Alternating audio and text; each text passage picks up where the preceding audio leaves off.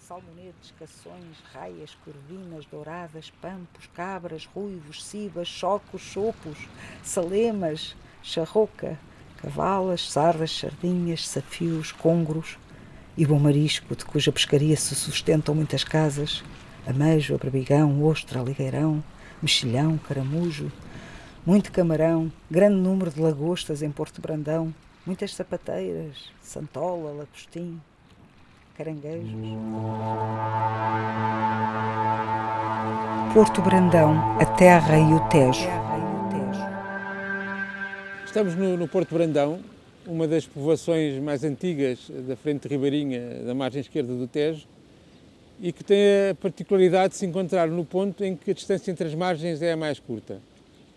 Toda a frente ribeirinha norte do Concelho de Almada é marcada por uma arriba, por uma costeira virada a norte, e que ao longo dos milhares e milhares de anos foi sendo desgastada por algumas linhas de água que cavavam vales profundos e que neste caso deu origem ao Porto Brandão, exatamente onde essa linha de água vinha desaguar.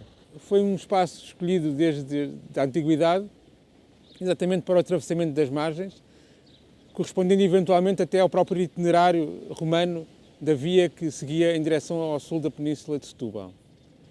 Essa presença romana está atestada aqui no Porto Brandão exatamente pela descoberta de vestígios de tanques destinados à preparação de peixe, salga de peixe, e que não desconhece exatamente datações mais precisas porque não foi ainda possível fazer intervenções arqueológicas que permitissem estudar devidamente os seus contextos.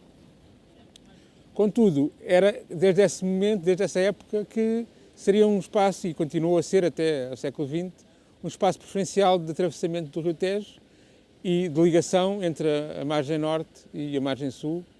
Desconhece qual é que seria o nome primitivo deste local.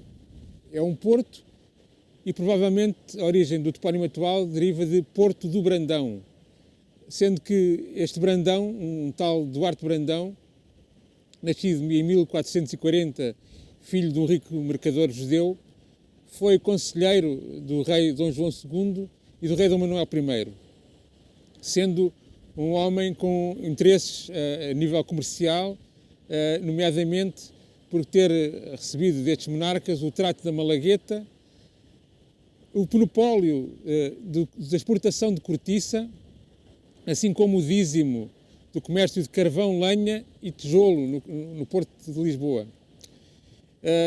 Por essa razão, e certamente também por ser o proprietário de uma quinta aqui nas proximidades, o Porto serviria como, se calhar, base de operações para o comércio que ele realizava, para as atividades que ele tinha e que se estendiam desde o norte da Europa até Marrocos. Este homem esteve exatamente ativo durante um período que foi bastante importante aqui para toda esta zona, que foi exatamente a construção da Torre de São Sebastião, também conhecida como Torre Velha.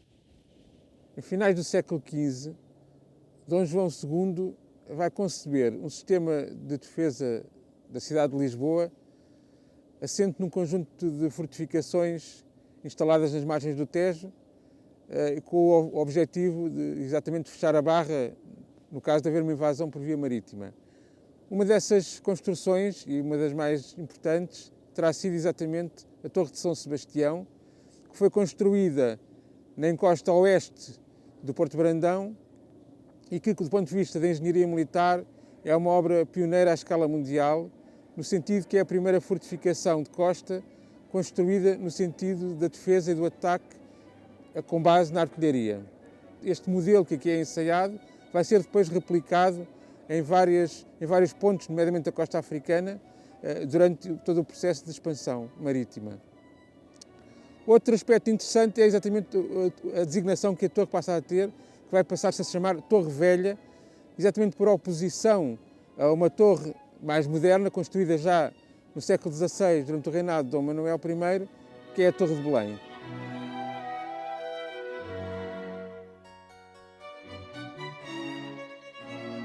Desde o século XVI, que por iniciativa do cardeal Dom Henrique, os viajantes que chegam ao Porto de Lisboa, assim como as mercadorias, ficavam sujeitos a uma quarentena como forma de evitar a propagação de doenças infectocontagiosas.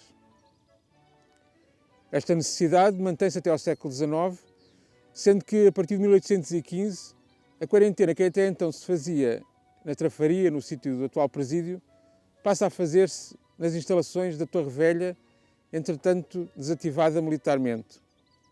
A partir dos anos 30 do século XIX, em virtude do aumento cada vez maior de passageiros a precisarem da quarentena e das faltas de condições existentes na Torre Velha, começa-se a pensar na necessidade de construir um edifício de raiz destinado exatamente a essa função. É nessa linha que, em 1869, é inaugurado o Lazareto Novo, uma obra de engenharia que respeitava na altura todas as condições necessárias e ideais exatamente para a defesa sanitária e para a permanência dos viajantes em condições de higiene e de conforto, entretanto requeridas. Sobre essa estadia no Lazareto, Rafael Bordal Pinheiro deixa-nos uma memória bastante interessante da sua experiência enquanto viajante quarentenário.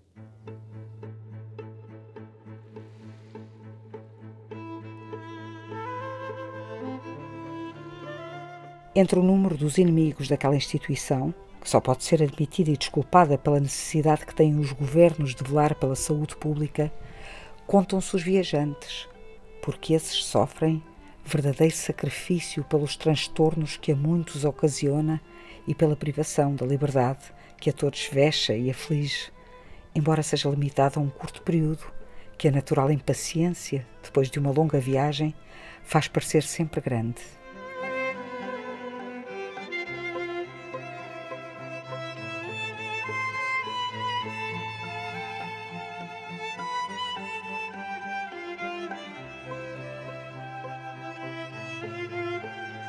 Minha avó não contava, ela foi para aqui, o Curitena, o pai dela era inglês e a mãe.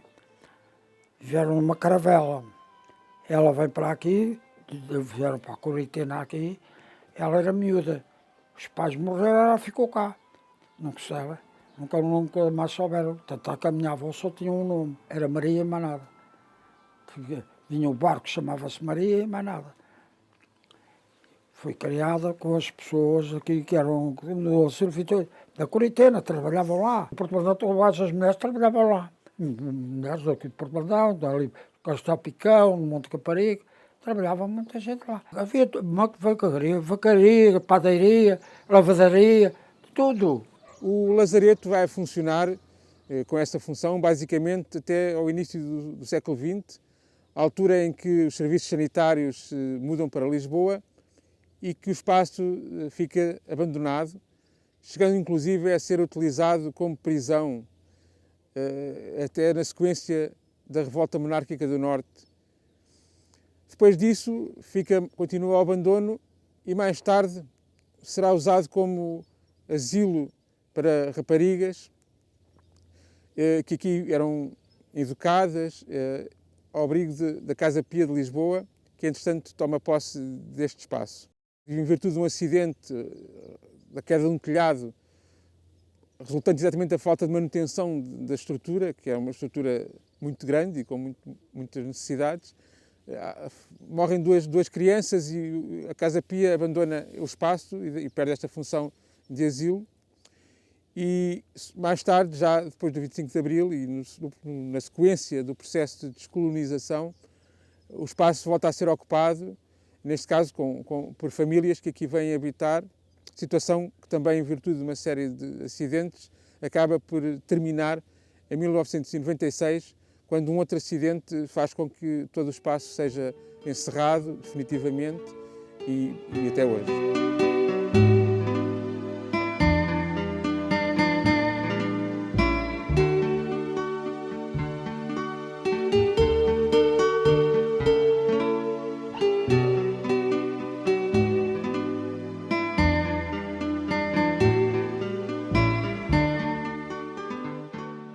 Na praia do Porto Brandão há atualmente 40 botes de catraiar. Mistério este em que se ocupam a maior parte dos homens daquele lugar. E eram então os botes antigos, aqueles barcos de remos que iam daqui com mantimentos para a Praça de Belém. Ali em Belém havia uma praça. E então aqueles botes faziam carreiras, levavam os cestos cheios de fruta, de couves, aquilo tudo para Belém, para a praça. Então da praça, o que é que eles iam? Havia vento, iam com a vela. Não havia vento. Eram uns 4 ou 6, não sei, a remos. E esses barcos é que eram os que chamavam os catraios? Era de uns e de outros. Depois é que se juntaram todos e formaram então o Cooperativo dos Catraieiros.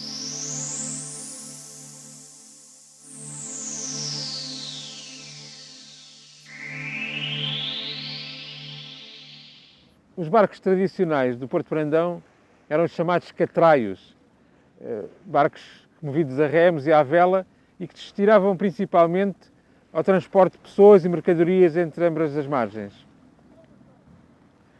Durante o período em que esteve ativo o Lazareto, basicamente durante o século XIX, foi um momento de atividade intensa destes catraieiros e destes barcos, exatamente no abastecimento e na logística de apoio ao funcionamento do Lazareto. Contudo, com o fim das quarentenas, esta população e grande parte destas pessoas ligadas ao transporte marítimo vão viver uma crise profunda, exatamente por falta de trabalho. A gente antigamente só vivia era do peixe. A carne tiravam de cima, nunca comemos carne. Vira da escola, chegava à casa e dizia a minha mãe sempre, meu António, vai apanhar peixe para o jantar, para a gente, para a noite, para o jantar. Eu perguntava à minha mãe, quantos quer? Era o que eu perguntava a ela. Quantos peixes queria? Ela dizia 10, 12 ou 14. Eu só apanhava aquilo, não apanhava nem mais um. Toda a qualidade de peixe, santolas, tudo. Aqui no Porto Brandão, antigamente, quando eu era rapaz, havia tudo. A gente andava na praia, punhamos em pé, picávamos das santolas pico. Então chegou ao fim, brincavam com a gente. O Porto Brandão foi desde cedo um local muito associado à construção naval, principalmente pequenas embarcações de madeira, entre as quais os tradicionais meia-lua da Costa de Caparica. Contudo, a partir de meados do século XIX, vai se tornar um espaço de referência a nível da construção naval, pois o Estado português decide oferecer apoios a quem instalasse em Portugal o sistema dos planos inclinados, destinados à construção naval, que, como podemos ver aqui, permitia construir em seco navios com maior tonelagem e que depois, através de um sistema de carris, eram lançados à água. Ora, o primeiro plano inclinado que é instalado em Portugal é exatamente aqui no Porto Brandão e data de 1865. Desde então, e basicamente até finais do século XX, este estaleiro manteve-se em funcionamento, construindo principalmente e fazendo manutenção de barcos de madeira, sendo eventualmente o último estaleiro naval a trabalhar aqui no Castelo de Almada.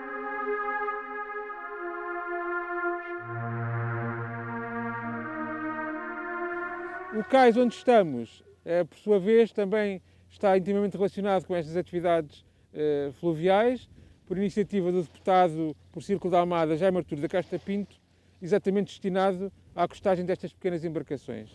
Tirando partido da situação geográfica, da abundância de peixe no Rio Tejo e na facilidade de transporte e descarregamento, existiram no Porto Brandão 3 fábricas de conservas, sendo que a mais importante e a que trabalhou durante mais tempo era a Gil Trabuco e que ficava exatamente aqui nas minhas costas. Havia uma lá embaixo, depois foi a Sonap, uma aqui em cima, que aqui onde vai para aqui embaixo está ali um armazenzinho, está ali obras. Sim, sei Foi ali. E depois era o Trabuco. Vinha lá de cima da Fonte Santa, do Castapicão, Costas de Cão, todo lado, para aqui trabalhar. E depois iam a pé para casa. As minhas tias, as minhas irmãs, toda a gente trabalhava ali. Vinham os buques, Ali embaixo ao cais, vinha aqueles buques. Chegava a estar ali 5, 6 e 7 buques atracados uns aos outros a descarregar de sardinha. Primeiro era só sardinha. O carapau que vinha misturado e que tudo era para dar à população. A população e aos trabalhadores. Sim. E depois então é que começou a passar a coisa no atum, a cavala.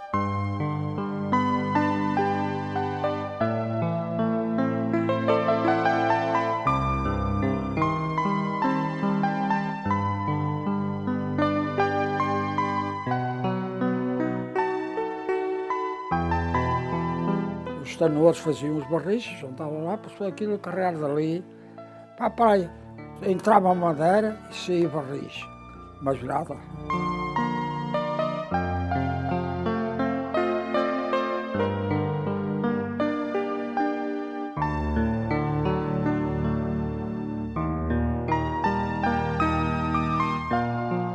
A igreja primitiva do Porto Brandão, já dedicada a Nossa Senhora do Bom Sucesso, devoção muito própria dos marítimos, desconhece a sua data de construção, contudo foi destruída por uma enxurrada. Posteriormente foi construída uma nova igreja, no local onde agora se encontra, e foi entregue à administração dos padres Jerónimos de Belém. Contudo, em 1835, com a extinção das ordens religiosas, a igreja deixou de ter financiamento e passou a um estado de quase ruína por falta de esmolas. Com o do rei Dom Pedro V, houve um patrocínio régio à reconstrução de uma nova igreja, que foi então inaugurada em 1864.